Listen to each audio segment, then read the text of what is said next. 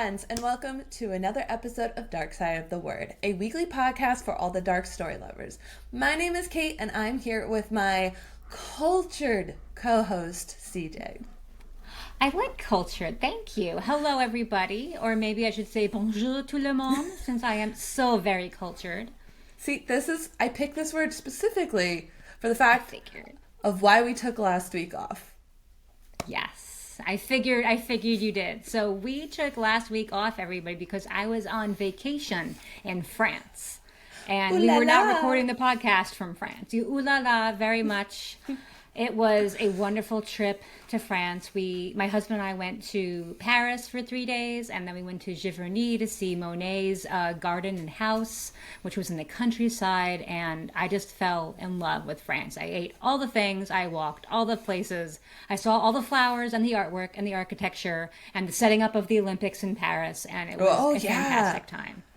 It was pretty cool. They have a ton of stands that they're building, and they have stadiums, and a lot of things are blocked off. So a lot of the major tourist sites, I guess they're going to put coverage there, like they're going to seat people there or have, I guess, the opening ceremonies there or something.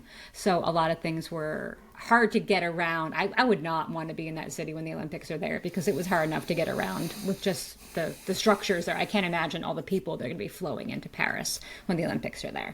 But it was a really cool experience to see it all getting set up. And now we're excited to watch them on TV to be like, we were there. I know. I'm going to try to go to the Olympics when they're in LA. So fingers crossed. Okay. Why LA?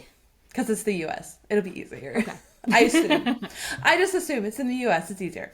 At the time of that decision, I was living on the West Coast. So it was like, oh, quick, right there. That makes more sense. Okay. I'm no longer on the West Coast. I'm now on the East Coast. So it's not as the same as I, had originally thought it would be.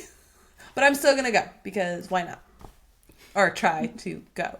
I don't know. Yeah, the once-in-a-lifetime experience.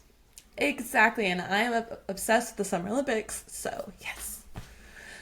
But what's your favorite Olympic sport? That's mean to ask.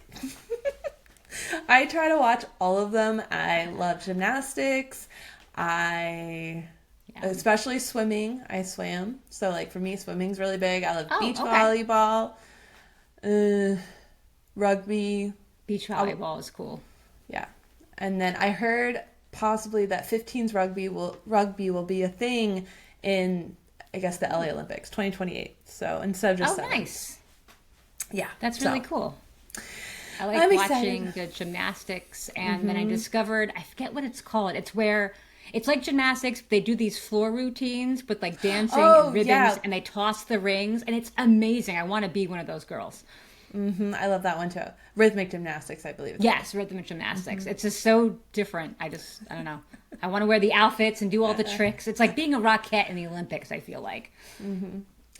Well, we are not an Olympic podcast, though. We are a artist podcast. Artiste. So we are now... Technically, this is the third podcast of the month. It is not the third Thursday because we had an extra one this month, but we are the third podcast of the month, which means it's time for an industry topic or technical conversation. And I know that CJ and I kind of hinted at this topic on our writer's update earlier in the month, and it is about word count. What's with the word count these days? And are agents really looking for shorter books? It's kind of been a rumor that I know myself has been hearing rumbling in the industry behind the scenes from different people, but I know that we personally have an experienced person in the group who has experienced some of this. So, CJ, would you like to remind everyone why we might be talking about this? Yes. So I guess it was last month now. I'm kind of losing track of days. I received a reply to a query that I sent out from an agent, and they said, thank you for sending your query. I'm only taking novel-length works, and your work, and 110,000 words, is too long for traditional publishing standards. And I was very depressed to hear that. Not surprised, because I kind of figured that It was a little bit long at 110,000 words for women's fiction, but I don't think it wasn't like it was 150,000 words. So it was a bit discouraging to hear that. And then actually an update that while I was away on vacation, I got another rejection to one of my queries saying basically the same thing.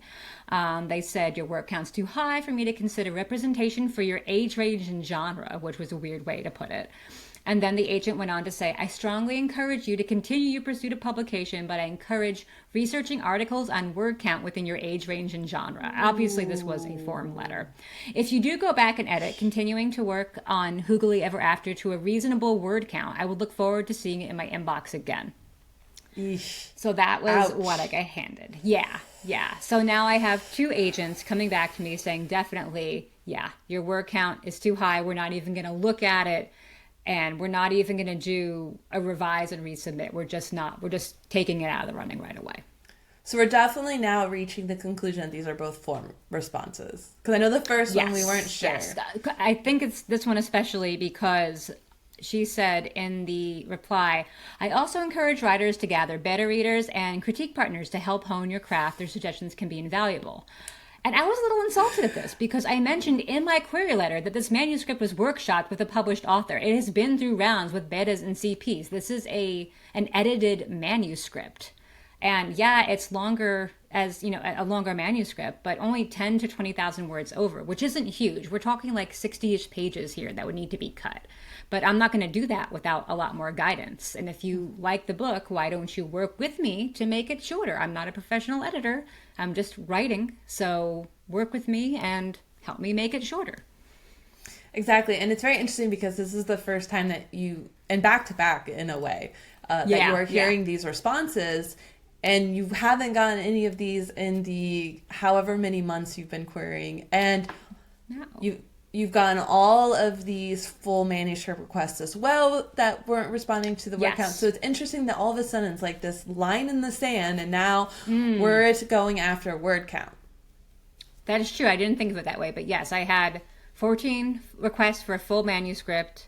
I did get feedback from some agents saying, no, it's not for me, but not one of them mentioned it was too long. That was never an issue. This is the first time I am getting actual feedback from agents that, hey, this is too long for us even to consider looking at.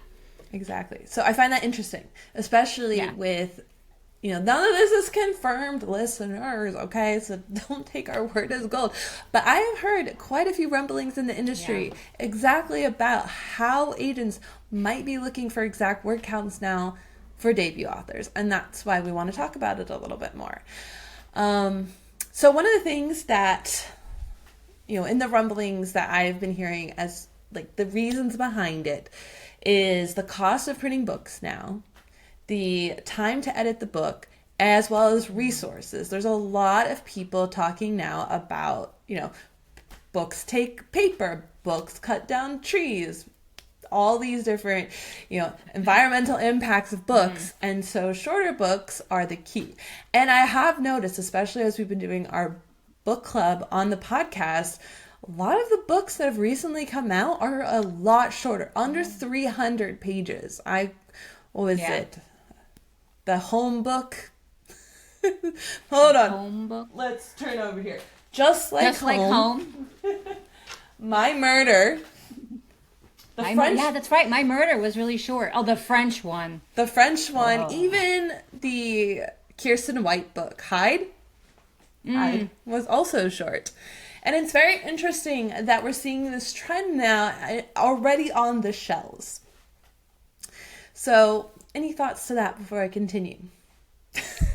I would give you thoughts on that, but you completely cut out just then. So I have no idea what I'm supposed to give my thoughts on.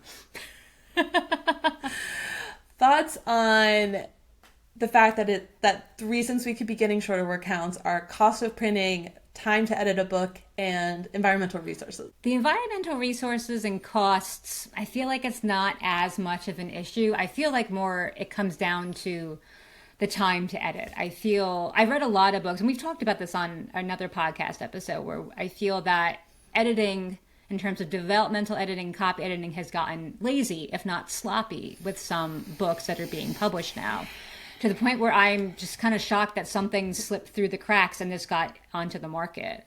And I feel like agents and publishers just want to keep cranking things out because so they can get money and get paid. Especially agents, they want to, they get paid on commission. So if they don't sell a book, they don't get any money. I get it. But it's really hard to be just a writer and hit that word count every single time. Like with my book being 110,000 words, I would love to have a developmental editor work with me to cut this down, but I'm not going to pay for that because there's no guarantee that that'll get me published if I just do it on my own. I want to work with an agent or an editor who will do that with me. And these people don't seem to want to put in that extra step that they used to 10, 15, 20 years ago to work with authors to hone their writing and their craft. And one of the other things that made me think about, to side tangent as well, but it feels so much because I believe it was either end of last year, earlier this year, there was a huge conversation about the fact that Where the Crawdads Sing was now dipping in sales because, we had the original print sales, we had the movie come out, which was having so many more people flock to buy the book. Then we had the movie cover version of the book go on sale. We had the paperback, we had all the stuff. And this was the first time that there wasn't something new about Where the Crawdads Sing coming out and being published into the market. And so suddenly they were seeing this dip in sales of the entire, I guess, industry in a way. And the conversation behind being like, you put all your eggs on this one book. Yeah. And sometimes I feel like they want these shorter books and they want constant output because they're hoping to throw something against the wall that will stick and become the multi-million-dollar project. And then they go and put all their eggs in that basket. Yeah. Or sometimes it even feels like the industry plant books because it's like, okay, we're going to assume this is the book that everyone's going to love. And we're going to put every ounce of money on this book and pray that that's the one that carries our entire company from start to finish. Yeah. And then you have surprises like Fourth Wing, which I feel like got no notoriety until it broke the internet. Yeah. I also think that they are trying to respond to, I guess, market interest with people just having shorter attention spans. Everybody gets their content from Book Talk and TikTok and Instagram and Reels. So people don't want to spend a ton of time reading a book. Well, no, I feel like it's people who are newer to reading. They're here for the fad of reading, not because they're true readers. Like the Fourth Wing, like people who are new to reading because they liked Fourth Wing. Maybe they want shorter reads because they're not used to reading novels, but there's still a lot of us out there who are readers. We have always been readers, despite the ups and downs and the trends. And I will sit down with an 800-page Harry Potter book any day of the week, because I enjoy reading. And they're just curtailing a lot of the books now to fit to that hot target market, and the rest of us just have to go along with it, whether we like it or not. You make an excellent point, especially when it comes to Fourth Wing, because the entire world fell in love with Fourth Wing. But then when they got to Iron Flame, the second book, every person that was not a hardcore reader like myself or a fantasy reader made it like a quarter of the way through the book and was like, I can't do this, it's too much. Because at that point, it really became a fantasy novel. It became less romance and more relying on the concepts of a fantasy. So fantasy readers are the only ones making it through the series. So I feel bad because I want her to finish the series. But now sales are dwindling. They can't catch people anymore as much. And then also going back to your developmental editing part, I'm not going to name names, but I recently received an arc of a book and it was so poorly developmentally edited. I was like wanting to vomit. And I was just like, oh God. Yeah. I'm not naming a lot of them out there because I want them to still keep sending me books. Yes. Well, we know they're out there. And I work in publishing. I've been a copy editor before. So I know to me, a lot of things stick out very easily and very quickly. But I feel like it's even more than what used to be there before. There's just a lot more errors plain out errors that I see slipping through. I was reading a book the other day. I forget what it even was. And apparently their main character was called something entirely different in the first draft because that name changed all of a sudden. They're like, Mary went to blah, blah, blah, blah. And all of a sudden it was Ruth. And I'm like, who the fuck is Ruth? And I'm like, and I tried to read it over several times. I'm like, this is just a complete error. It should not be here. This must have been the character's name before it was changed, and that made it through. And that should have been caught by many, many people. I get the Many occasional... people, and not just the author, because the author is so close to it. It needs to be an editor who catches that. I get the occasional, like, then instead of then, because, you know, it's so easy as you're reading as an editor to follow through and you just missed that one. Like, I forgive that. But... yeah. Now, I want to play devil's advocate for a minute. Listeners. God. Okay, I'm prepared. I actually did research for this podcast because CJ showed me up last time and I was just not okay with that. So I did actual research for this. And I went and found an article by posted by career authors by Dana. We're going to go with that. Isaacson, who is a senior editor at Penguin Random House. So I felt like that this was a reasonable, you know, source to go for stuff. Yeah. And I'm sorry, I'm looking at my phone, listeners, in case you're watching, because I can't remember this stuff. I'm getting There's a a lot of second numbers monitor to remember there. I'm also getting a second monitor, so I look less, unprofessional here. But they say specifically that word count not only is a sweet spot for your specific genre, but it also shows that you have a proficiency and knowledge of the market. So, like, you're supposed to have researched your market to be able to do that. I've heard of many authors having to cut scenes in the editing stage because editors will ask, this is from me. And then, okay, so besides knowing the marketing value of your area, which I'm actually going to list the word count in a minute that this gentleman has said. But I also know that being able to hit a word count, CJ, I've read your book. I know we can cut. I do know places we can cut. Yes, but I'm just saying, absolutely. We can always cut. I've read your book. I'm not saying that you long-winded this, because you know me and my, where's the tension? Anyway, I've heard so many stories from very proficient authors and some debut authors that will say that their editor was like, hey, we need to cut this. I know you like this tea party scene, but what does it do to move the story forward? Where is the tension? You may like the characters playing here, but we need a point to this. So I do know that when you can show that in your work, that's a form of showing proficiency in being a skilled writer. Okay. But also, you know your market. So yes, like I say, when I work especially with CJ and other people, and I'm looking at scenes, I'm always like, where's the tension? Yeah. Is this moving the story forward? But going back to Isaacson, we're going to go over the word counts that this gentleman says matches the genre. So if you hear your genre, here you go. So for romance, they say 65 to 80,000 words. 65. Now, most romance imprints have specific word count requirements that writers should know and observe before they submit. Okay? Mystery, 80,000 words. Some subgenres like cozies tend to be shorter, often coming between 70 and 80. Science fiction, 100,000 to 1,200. Wait, sorry, 100,000 to 120,000. Yeah, because you got a world build. That takes time. So, in the way that your book is too big, my book is too small. Well, I'm 90K right now. So, yeah. You're 90? Okay. And it says I should be 100. I don't think I've ever had a 90K book. No. I'm usually hovering right around the 100,000 mark. I'm hoping the one that I'm working on right now hits 100. So that's... But I find that interesting. So am I not getting interest because my book is too small? It's a thought. It's possible. I did see a forum when I was doing this research about someone talking about their book being too short. And how dare they have to meet a word count. But as much as we're talking about a book being too big, we could maybe also apply that to a book being too small.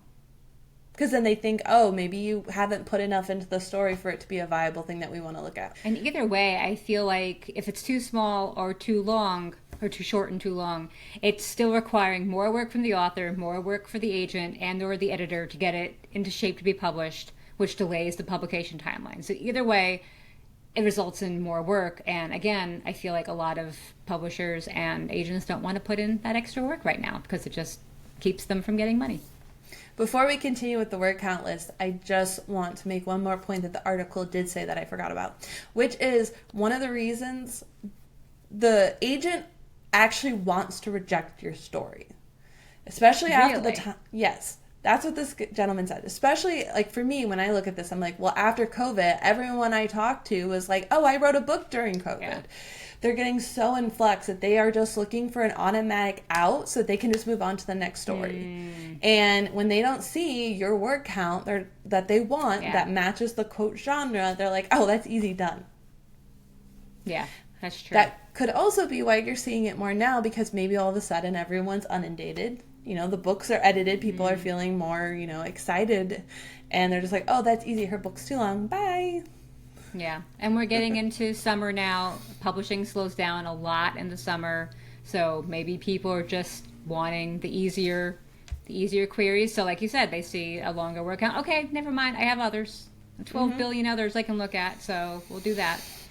The bane of my existence. All right. Thrillers. This surprised me a little bit. 90,000 to 100,000 for a thriller. What is it? 90,000 to 100,000. Oh, okay. I expected it to be like a crime or a romance, to be a little bit smaller, because those are the catchy books a lot of people read. That's where the non-readers go. They live in the thriller world. Yeah. Let's see. Historical fiction. Are you ready for this? That can be long, I would think. Longer than sci-fi. Really? 100K to 150. I feel like I need to focus more on historical fiction writing / women's fiction. There's your cross genre. Let's see. Mainstream women's fic. That's what I should be doing. All right, women, you need to hear this. Hey, there we are. It's me. All right. 90 to 100. See, I am not that far off base. 100,000 words, that's like 30 pages. Not 100,000 words, sorry. 10,000 words to cut 30 pages. That is easy to do. What the fuck? All right. Memoir and bios. It can apply to our listeners. Might not apply to us. 70 to 90,000. Okay. Yeah, that tracks. Literary fiction. 80 to 100,000. Really? Mm-hmm. I guess that makes sense. Nobody really You're wants not that to read far a very off. long and winding. Yeah, I'm not that far off. This one I already knew. Young adult, 70 to 80,000. Yeah. And then for our other possible listeners, middle grade is 40 to 50, and picture books are 500 to 700 words. That's so cute. That's so small. I love it. Yep. It's like 500 words. That's like an essay in school. Right? But from my own personal experience, I have heard that picture books are the hardest market to get into because they are so inundated. Wow. Like flooded. So I'm not going to touch that market. I don't, Nope. really want to touch it.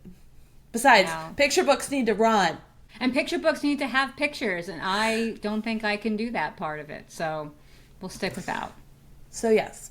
So that's pretty much what I got from the article, which was having a specific word count for your debut book. This applies to debut books. A lot of times once you're a proven writer, you can stretch the boundaries a little bit more. But debut books, it shows a proficiency, a knowledge of the marketplace, and it helps them from just clicking an exact no. I mean, I didn't get word count things, but now I'm wondering because no one wanted my book, and I don't know why. And that article tracks with what I've heard from various writing podcasts about word counts, recommended word counts for debut authors, and just general information.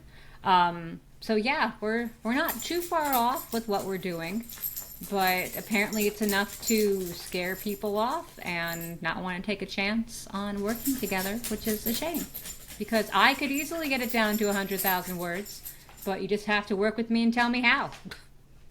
Well, maybe we can offline this chat if you want to work on it. Okay, we don't have to, but if you really want to try, or maybe it's time to. If I had gotten a revise and resubmit, I would absolutely do it. So yeah, any agents out there listening, if you give me a revise and resubmit, I will absolutely do the work. I have no problem putting in the work.